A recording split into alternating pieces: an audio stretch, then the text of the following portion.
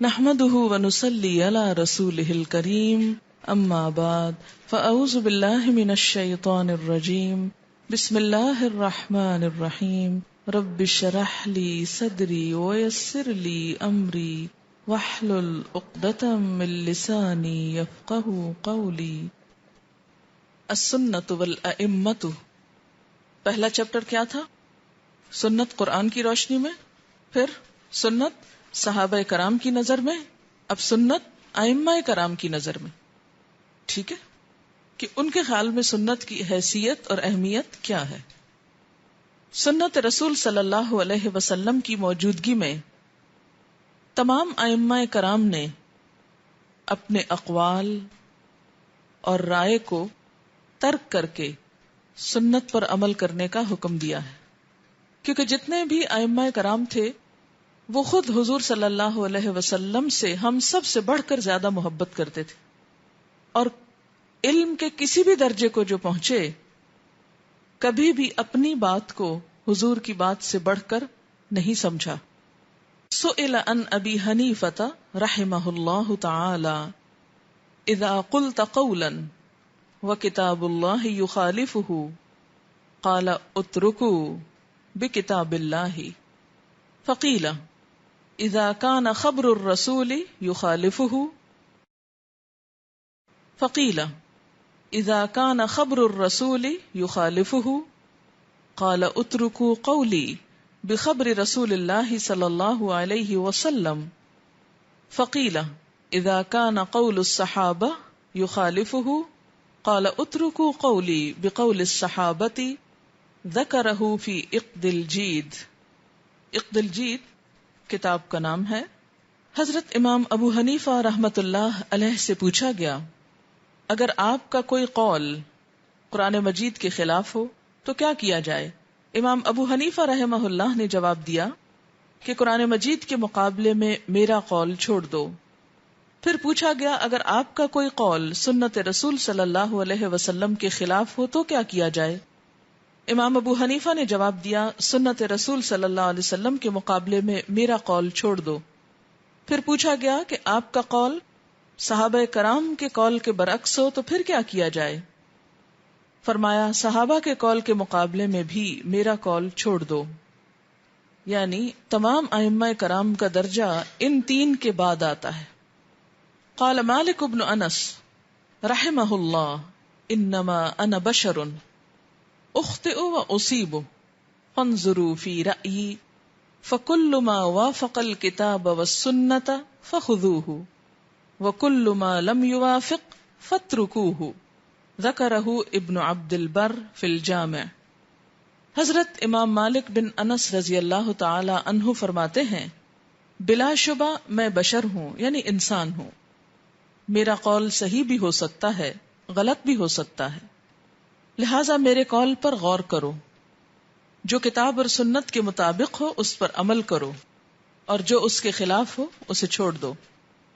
ابن عبد البر نے کتاب جامع بیان العلم میں اس کا ذکر کیا ہے، یعنی ان کے اس قول کو نقل کیا ہے. عن الشافعی رحمہ اللہ انہ کان یقول اذا وجدتم فی کتابی خلاف سنت رسول اللہ صلی اللہ علیہ وسلم فقولوا بسنت رسول اللہ صلی اللہ علیہ وسلم ودعوا ما قلت وفی روایت فاتبعوها ولا تلتفتوا الى قول احد. ذکرہ ابن عساکر والنووی وابن القیم.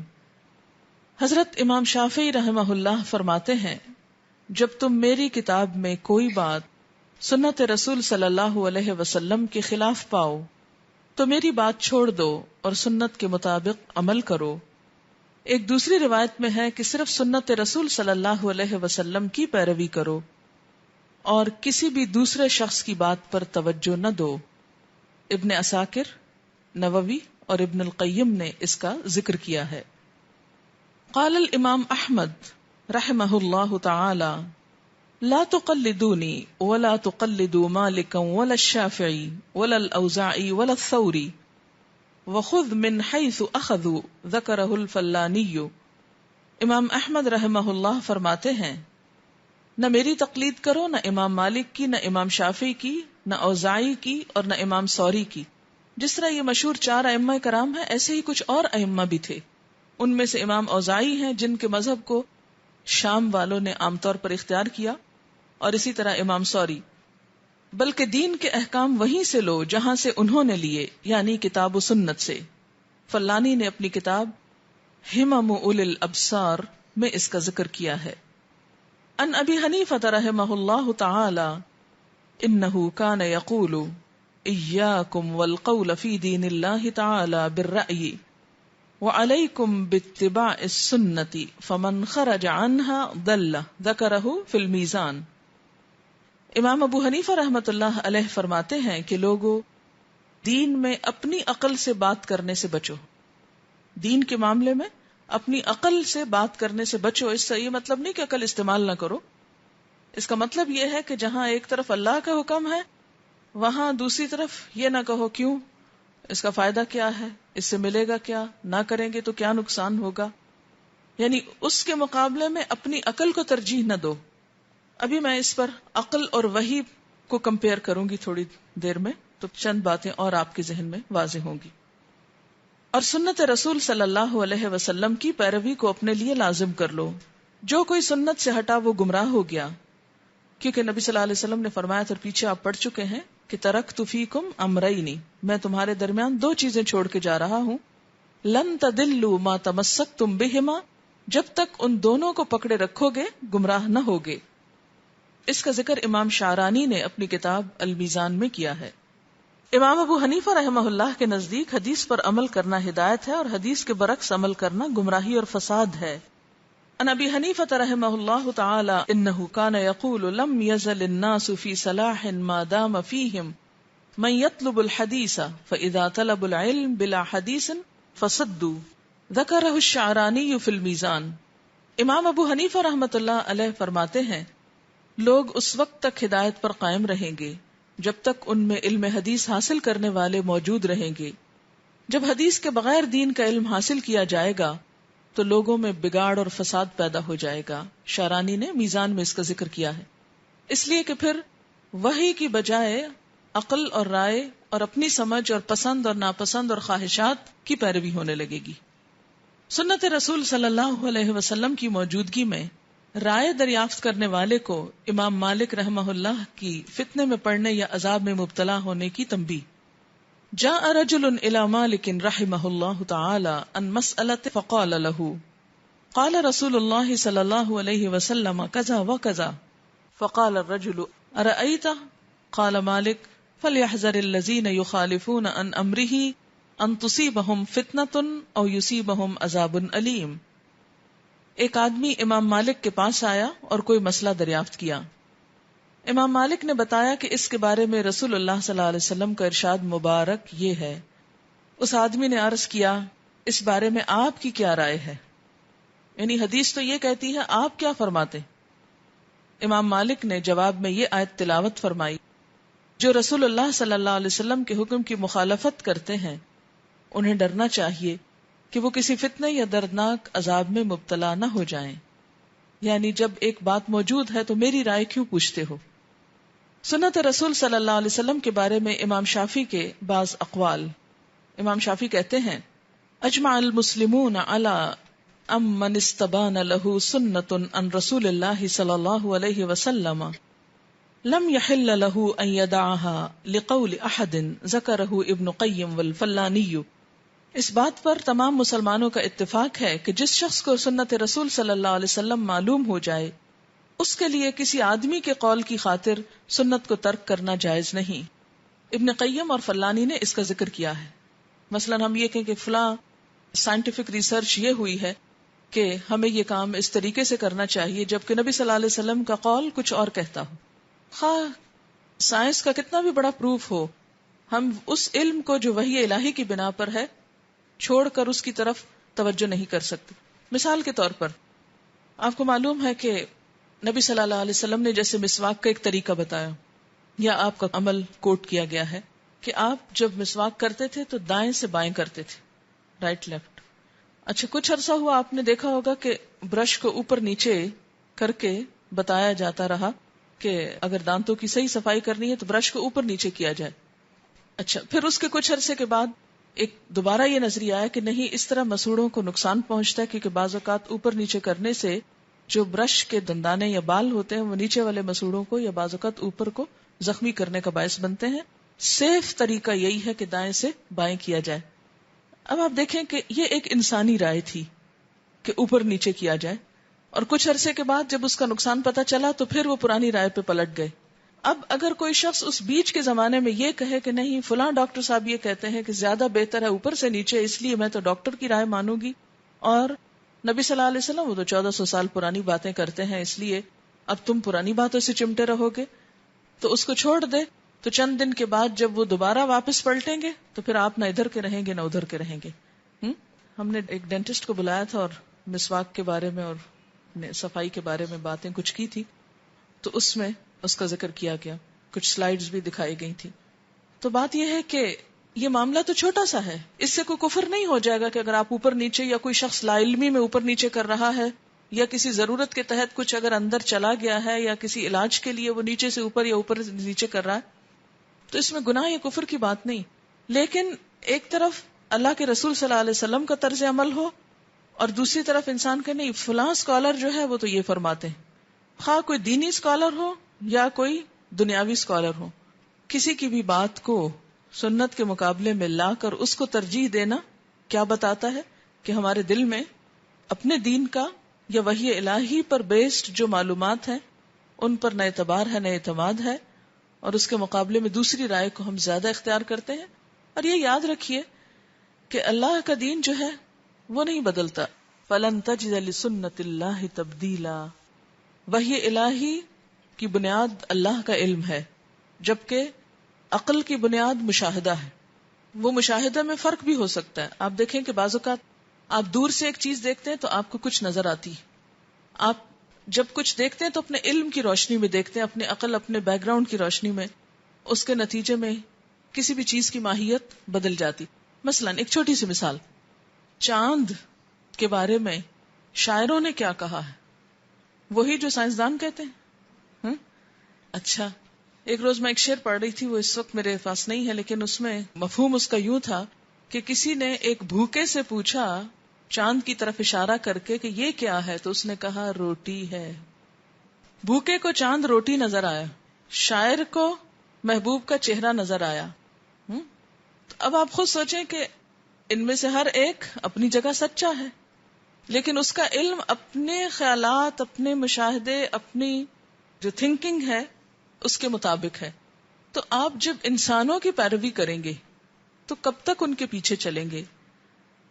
یاد رکھیے کچھ معاملات ایسے ہیں جن کے بارے میں دین خاموش ہے، کچھ نہیں کہا گیا، ہمیں چھوڑ دیا گیا، جاؤ کوشش کرو، محنت کرو اور ڈھونڈ لو. اور انسان ٹھوکریں کھاتا ہے، غلطی کرتا ہے، کبھی ایک رائے اختیار کرتا ہے، کبھی دوسری کرتا ہے، اس کا دین سے کوئی تعلق نہیں. یاد رکھیے کہ جس چیز کا دین سے ڈائریکٹلی کوئی تعلق نہ ہو، کسی قرآن کی آیت سے یا کسی حدیث سے کوئی براہ راست کوئی تعلق نہیں، اس کو کوئی کنٹراڈکٹ نہیں کر رہی، اس میں اگر لوگوں کے نظریات مختلف ہیں، مثلا آپ دیکھیں کہ ایک عرصے تک یہ نظریہ رہا کہ زمین جو ہے وہ فلیٹ ہے، لوگ اسی کو مانتے رہے. پھر کچھ عرصے کے بعد یہ ہوا کہ سورج زمین کے گرد گھوم رہا ہے. پھر اس کے بعد نظریہ بدل گیا کہ زمین سورج کے گرد گھوم رہی ہے. پھر یہ آیا کہ دونوں ہی گھوم رہے ہیں اپنے اپنے محور پہ. تو اب آپ دیکھیں کہ کسی انسانی علم، خواہ وہ دوربینوں سے ہی کیوں نہ اخذ شدہ ہو یا کسی بھی آلے کی مدد سے بھی کیوں نہ ہو، تو اس میں غلطی کا امکان ہو سکتا ہے، اس میں کمی بیشی ہو سکتی ہے، لیکن جو علم وحی الہی پر مبنی ہے اس میں غلطی کا امکان نہیں. یہ ہمارے ایمان کا حصہ ہے. اس لیے بڑے بڑے ائمہ کرام نے کیا کہا کہ جہاں اللہ کے رسول صلی اللہ علیہ وسلم کی بات آ جائے وہاں کسی انسان کے قول کو اختیار نہ کیا جائے. امام شافعی کا ایک اور قول ہے، اذا رأیتمونی اقول قولا وقد صح عن النبی صلی اللہ علیہ وسلم خلافہ فاعلموا ان عقلی قد ذهب. ذکرہ ابن ابی حاتم و ابن اساکر.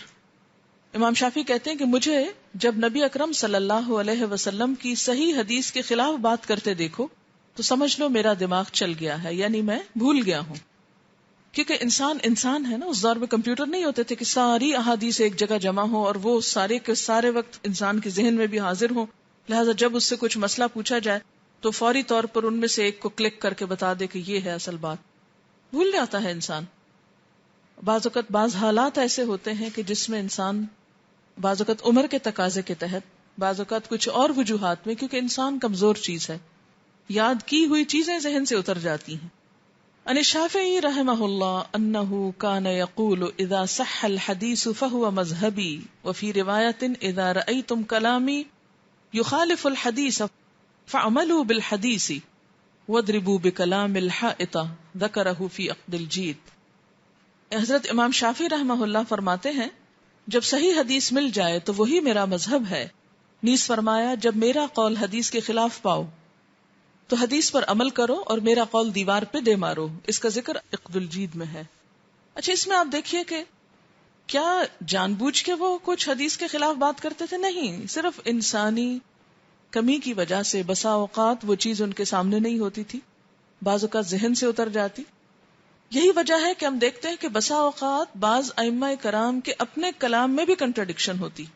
ایک موقع پر انہوں نے ایک بات فرمائی، پھر چند سالوں کے بعد ایک اور بات کہی، حالات بدل گئے یا کوئی وجوہات بدل گئی.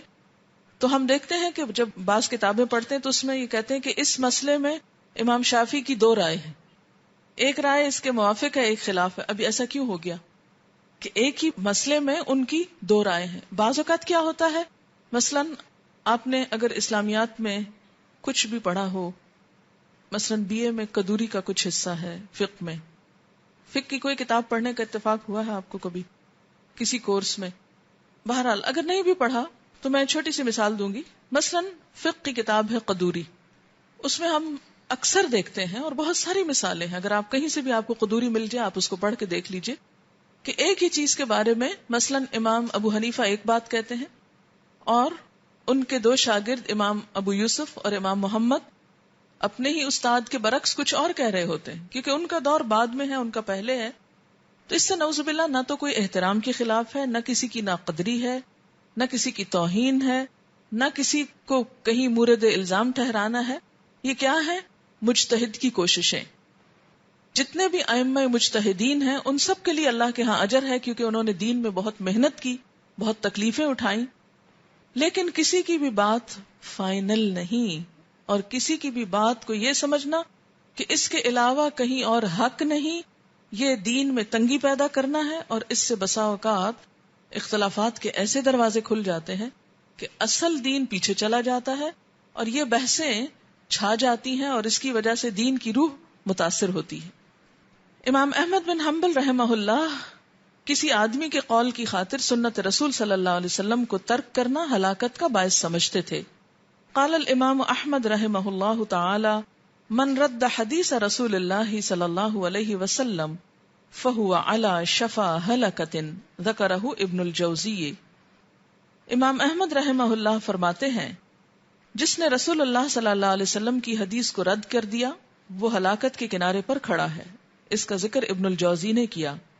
وقال رأی الاوزاعی ورأی مالک ورأی ابی حنیفہ کلہ رأی وہو عندی سواء وانما الحجۃ فی الآثار ذکرہ ابن عبد البر فی الجامع. امام احمد رحمہ اللہ فرماتے ہیں امام اوزاعی، امام مالک، امام ابو حنیفہ رحمۃ اللہ علیہ میں سے ہر ایک کی بات رائے ہے اور میرے نزدیک سب کا درجہ ایک جیسا ہے. حجت صرف سنت رسول صلی اللہ علیہ وسلم ہے. ابن عبد البر نے جامع میں اس کا ذکر کیا ہے. سنت علماء کرام کی نظر میں عام علماء، اور ان میں صرف یہاں بر صغیر پاک و ہند کے ایک دو علماء کو کوٹ کر کے پھر آگے بات چلے گی. سنت پر عمل کیوں ضروری ہے، اس کی کیا اہمیت ہے، اس کے بارے میں مولانا محمود الحسن صاحب جنہوں نے قرآن پاک کا ترجمہ بھی لکھا ہے، یہ دیوبند کے عالم ہیں.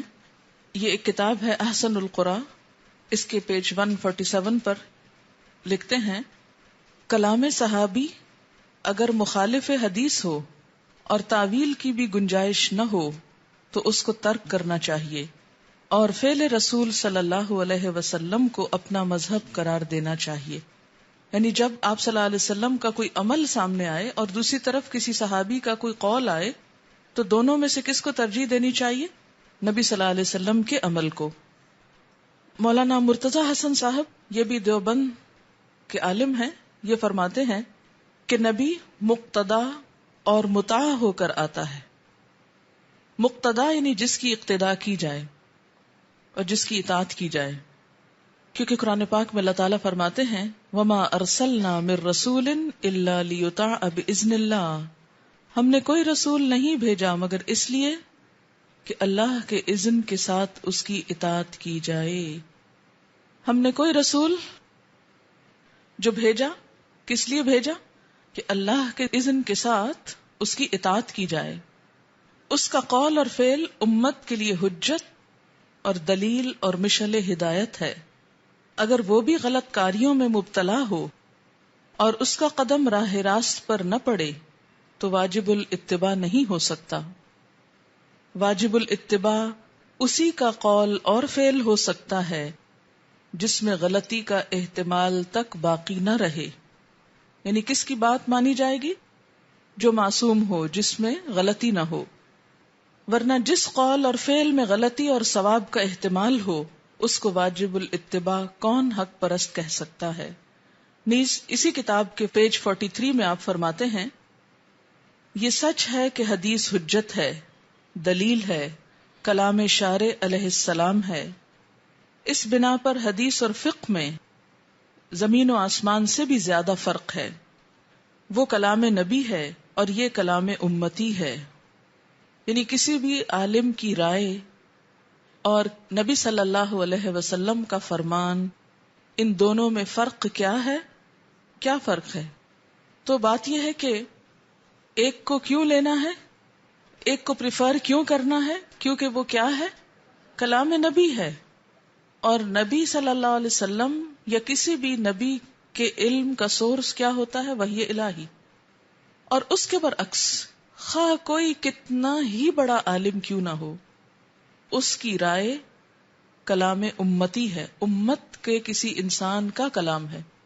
انبیاء تو معصوم ہوتے ہیں لیکن امت کے علماء جو ہیں وہ معصوم عن الخطا نہیں ہیں. آج تک کسی بھی بڑے سے بڑے امام نے ہرگز یہ دعویٰ نہیں کیا کہ میں ہر گناہ سے پاک ہوں یا ہر غلطی سے پاک ہوں، میں بھول چوک سے پاک ہوں. نہیں، خواہ کوئی کتنا ہی نیک انسان کیوں نہ ہو، بہرحال وہ انسان ہے، وہ نبی کے مرتبے کو پہنچ ہی نہیں سکتا. کسی اور کی اطاعت کا ایسا حکم پورے قرآن میں نہیں ملتا جیسا حکم انبیاء علیہ السلام کی اطاعت کا ملتا ہے. مولانا مفتی کفایت اللہ صاحب، جن کی یہ کتاب تعلیم الاسلام بہت مشہور چھوٹا سا رسالہ ہے، یہ کہتے ہیں خدائے عز و جل کے کلام بلاغت اور احادیث سے اچھی طرح واضح ہے کہ اہل اسلام کا اولین فرض یہی ہے کہ کتاب اللہ اور سنت رسول اللہ صلی اللہ علیہ وسلم کو اپنے تمام اعمال اور افعال میں پیش نظر رکھیں اور انہی کو اپنا حقیقی رہبر و رہنما سمجھیں اور اپنی نجات اخروی اور حیات ابدی کو انہی کے اتباع میں منحصر جانیں. پھر رسول اللہ صلی اللہ علیہ وسلم نے دین اور شریعت کے متعلق ہمیں ایسی کامل اور مکمل تعلیم دی جس کی نظیر صفحات تاریخ میں نہیں مل سکتی.